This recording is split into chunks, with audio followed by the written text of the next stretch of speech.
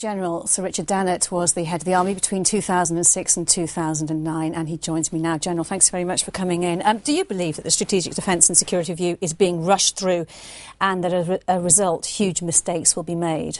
Well, I think we very much hope that huge mistakes won't be made. Yes, it is moving through very quickly because the Defence Review has got to feed into the government's overall comprehensive spending review. Is it too fast, though, do you think? Well, it's got a timetable, it's got to meet. It's got to have finished by the end of October. But I think we've got to remember this. There was common agreement before the general election that there would be a defence review, and the previous Secretary of State for Defence in the Labour government, Bob Ainsworth, had begun that process. So some of the critical thinking about analysing the nature and character of future conflict had already begun. The big trick is that people think long and hard and very carefully in the MOD now and make the right decisions. This is a wake-up call from the House of Commons Defence Committee. Do you think it's possible to keep Britain safe with the budgetary constraints that are being put on the armed forces? I have grave concerns that if the Ministry of Defence has to offer up savings over and above the £37 billion it's got to reduce its programme by over the next 10 years, which was the overdraft inherited from the previous government, and if it had to swallow the cost of the Trident replacement, any more than that will make it very, very difficult. We've been asking our audience to actually send questions in, and we have one from a serving soldier, and he asked this question: what future has our armed forces really got now? The future for us now really looks bleak, to say the least. And this is somebody who he says it's a view shared by serving soldiers who've been on the front line and who may be back in training as well.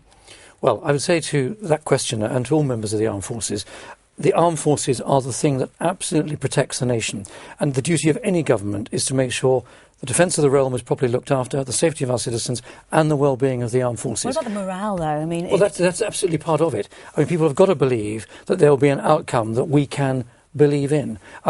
Keeping the country safe is absolutely critical, and we, the people in uniform, well, I've taken mine off now, are absolutely fundamental at the heart of that. So in the same way that I did when I was Chief of the General Staff, General Richards was, and as of now, General Wall, will be making sure that our needs are looked after so that we can do the job the government asks us to do and that we're properly equipped and properly looked after in doing it. Got to trust the leadership to do that. Let's move on to your book. In it, you make some personal attacks on two former Prime Ministers, Gordon Brown and Tony Blair. Gordon Brown, who you call malign, Tony Blair, who you says lacks the moral courage to actually challenge Gordon Brown over financing of the armed forces. Why did you get so personal? Well, it goes back actually to what we're talking about, which is the last Defence Review in 97-98.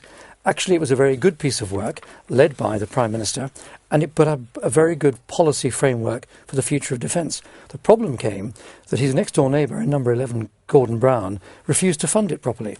So his intervention was a negative one, and I called it a malign intervention.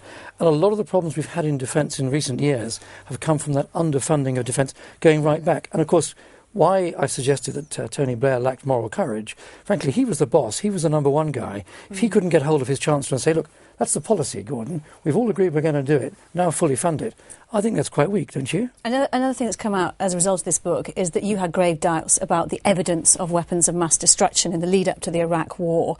It's easy to say with hindsight now. Do you think you could have done more to inform the government of the day of your concerns? And should you have done? Again, hindsight is a wonderful thing. We didn't know what we didn't know. I think the comment that I make in the book there, I was the Assistant Chief of the General Staff in 2001, 2002, as we were running up to what became the Gulf War of 2003. And I looked at the intelligence I was seeing over my desk and thinking to myself, well, surely the really killer stuff is being kept for the big boys. I don't think it existed. And that's hindsight now.